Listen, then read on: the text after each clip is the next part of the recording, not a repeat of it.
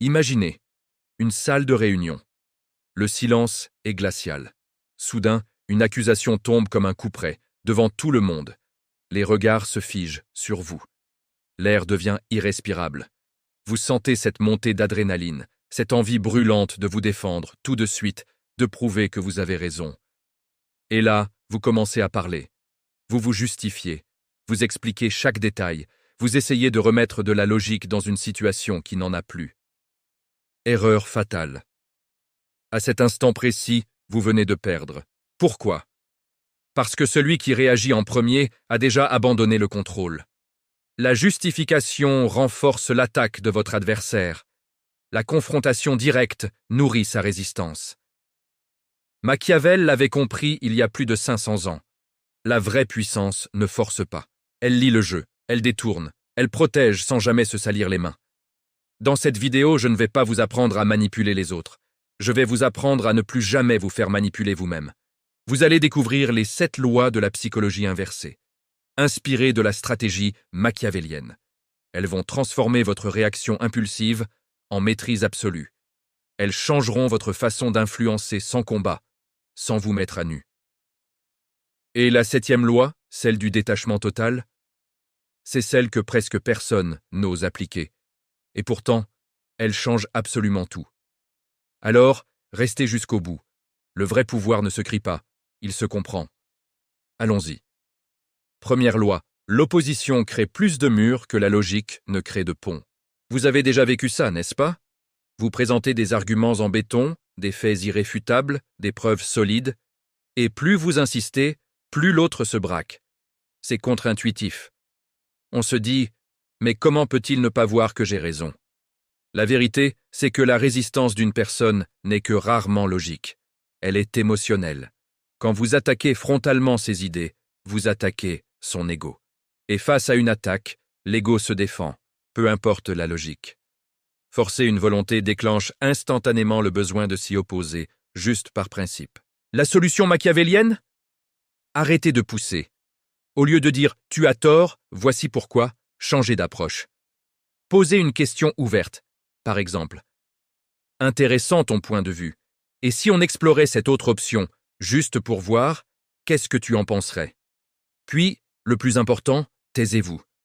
Laissez le silence faire son travail. Très souvent, en réfléchissant à voix haute pour répondre à votre question, l'autre personne commencera à défendre votre idée elle-même sans même s'en rendre compte. C'est ça, la beauté de la psychologie inversée. Donnez l'illusion du choix pour guider sans forcer. Vous ne combattez pas, vous invitez. Deuxième loi, le faux choix protège l'ego et vous donne le vrai pouvoir. Imaginez que votre boss dise non sèchement à votre nouveau projet. Votre premier réflexe serait d'argumenter, de lister tous les bénéfices. Mais comme on vient de le voir, ça ne fera que le conforter dans sa position. Alors, changez de braquet. Ne lui demandez pas oui ou non. Donnez-lui un choix entre deux oui. Par exemple, d'accord, je comprends. Est-ce qu'on lance le projet cette semaine pour prendre de l'avance ou on attend la présentation officielle du mois prochain pour avoir plus d'impact? Observez ce qui se passe. Son cerveau ne se focalise plus sur oui ou non, mais sur option A ou option B. Il réfléchit, pèse le pour et le contre des 2 scénarios que vous lui avez présentés, et bien souvent, il choisira votre option préférée, la première. Pourquoi ça marche si bien? Parce que l'être humain obéit beaucoup plus volontiers quand il a l'impression de choisir librement. Machiavel disait « Laisse croire pour mieux diriger ». En offrant une illusion de contrôle, vous obtenez une adhésion volontaire. Vous n'imposez rien, vous proposez un cadre dans lequel il se sent maître de la décision. Troisième loi, le silence est l'arme la plus puissante et la plus sous-estimée. On vous accuse injustement en pleine réunion. Votre cœur bat à 180 pulsations par minute. Vous avez envie de hurler votre vérité, de démonter l'accusation point par point. Ne faites rien, absolument rien. Respirez, restez calme, silencieux.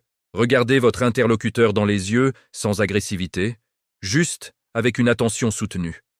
Quelques secondes suffisent. Ce silence va créer une tension insoutenable. Mais pas pour vous, pour celui qui vient de parler. L'être humain a horreur du vide. Votre accusateur va se sentir obligé de combler ce silence. Il va commencer à se justifier, à développer son propos, parfois même à baisser le ton ou à se contredire. Le silence agit comme un miroir. Il renvoie à l'autre sa propre agitation, sa propre agressivité. Il le force à s'autoréguler. Pendant ce temps, vous gagnez un temps précieux pour analyser la situation, calmer vos émotions et préparer une réponse stratégique, pas une réaction épidermique. Celui qui se tait contrôle le rythme. Celui qui parle trop pour combler le vide perd le contrôle. N'oubliez jamais, votre silence est plus éloquent que n'importe quelle justification. 4e loi. Flatter l'identité pour diriger le comportement sans qu'il s'en rende compte. Plutôt que de demander un service ou d'essayer de convaincre quelqu'un de faire quelque chose, activez son identité. Par exemple, au lieu de dire à un collègue « Peux-tu vérifier ce rapport, s'il te plaît ?» Essayez plutôt « Je sais que tu es la personne la plus rigoureuse de l'équipe. Ton œil de lynx serait vraiment précieux sur ce rapport. » Ou encore, face à quelqu'un de têtu, « Je sais que tu es quelqu'un de très ouvert d'esprit et capable de voir les choses sous un autre angle. » Et soudain, comme par magie, la personne fait tout pour prouver que cette image est vraie. Pourquoi ? Parce que l'un des besoins humains les plus fondamentaux est de rester cohérent avec l'image que l'on a de soi-même, ou du moins, celle qu'on veut projeter aux autres. En flattant subtilement une qualité que vous voulez voir se manifester, vous activez ce besoin viscéral de cohérence. La personne n'agit plus parce que vous le lui demandez, mais pour confirmer sa propre identité à ses yeux et aux vôtres. Il n'y a aucune contrainte, aucune confrontation. Juste un miroir valorisant qui guide subtilement le comportement. 5e loi. Le retrait mesuré fait naître le désir et explose votre valeur perçue. Pensez à n'importe quelle relation, professionnelle ou personnelle. Plus vous courez après quelqu'un, en envoyant message après message, relance après relance, plus vous devenez invisible. Votre insistance crie « Je suis disponible à l'infini, je suis acquis ». Et malheureusement, l'humain a tendance à mépriser ce qui est trop facilement acquis. Votre valeur perçue s'effondre. Maintenant, inversez la dynamique. Au lieu de poursuivre, disparaissez calmement au bon moment. Cessez les relances. Créez un vide. Ce n'est pas un jeu, c'est une question de respect de soi. Que se passe-t-il alors ? Le manque déclenche la curiosité. Tiens, pourquoi il ne me répond plus ? La curiosité engendre le questionnement. Est-ce que j'ai dit quelque chose de mal ? Et le questionnement fait naître le désir de vous récupérer, de renouer le contact. Votre valeur remonte en flèche, parce que vous êtes devenu rare. Machiavel aurait dit que la rareté est un aimant, tandis que la poursuite est un repoussoir. Apprenez à maîtriser l'art de l'absence stratégique pour que votre présence soit désirée et non tolérée. 6e loi. Feindre la faiblesse pour désarmer les défenses les plus solides. Vous faites face à quelqu'un d'agressif, de dominant ou complètement fermé à la discussion. Si vous répondez avec la même force, vous ne faites qu'ériger un mur encore plus haut. C'est une escalade sans fin, alors essayez l'inverse. Montrez une vulnérabilité calculée. Dites quelque chose comme « Tu sais, peut-être que tu as raison sur ce point, je n'y avais pas pensé comme ça. » Ou encore « Je vois que ce sujet te touche vraiment, aide-moi à comprendre ton point de vue. » Paradoxalement, cette humilité apparente fait baisser sa garde instantanément. La personne se sent comprise et même supérieure. Son besoin de dominer est satisfait. Et c'est à ce moment précis qu'elle devient enfin capable d'écouter. Sa résistance s'effondre. Parfois même, en se sentant en position de force, elle finira par nuancer ses propos et défendre une partie de votre idée. C'est le principe du contraste psychologique.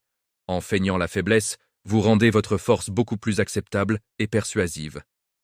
Vous cédez sur la forme pour gagner sur le fond. Et enfin, la 7e est la plus puissante des lois. Le détachement intérieur est la source ultime du pouvoir. C'est le sommet de cet art. Plus vous voulez désespérément quelque chose, convaincre, plaire, être validé, obtenir un poste, plus vous perdez votre influence. Pourquoi ? Parce que votre besoin devient visible. Il transpire de tous vos pores. Et ce besoin devient une faiblesse que les autres peuvent sentir et exploiter. Vous devenez prévisible et donc contrôlable. Le vrai pouvoir, le pouvoir ultime, c'est de ne rien attendre. C'est d'être capable d'exposer votre vision calmement, de faire votre demande avec conviction, tout en étant sincèrement et profondément détaché du résultat. Vous n'avez pas peur du refus. Vous n'avez pas besoin de l'approbation. Cette force tranquille est incroyablement désarmante. Elle inspire la confiance, elle magnétise les autres, car ils sentent que vous n'êtes pas là pour prendre, mais pour proposer. Comme le disait Machiavel, celui qui ne dépend de rien obtient presque tout. Parce qu'en n'ayant besoin de rien, vous êtes libre, et la liberté est la chose la plus attractive au monde. Vous venez de recevoir les 7 clés. Vous n'êtes plus la personne qui réagit à chaque provocation. Vous n'êtes plus celui qui s'épuise à se justifier. Vous êtes devenu lucide, calme, stratège, un renard pour voir les pièges et un lion pour imposer le respect quand c'est nécessaire. Rejoignez la communauté de ceux qui choisissent de comprendre plutôt que de dominer. Partagez cette vidéo à quelqu'un qui a besoin de voir plus clair avant d'agir. Abonnez-vous, laissez un like et écrivez en commentaire « Je ne me défends plus » si ces lois ont résonné en vous. Parce que dans un monde de masques, votre lucidité est votre arme la plus tranchante. Voir clair, comprendre, choisir librement, c'est ça, le vrai pouvoir.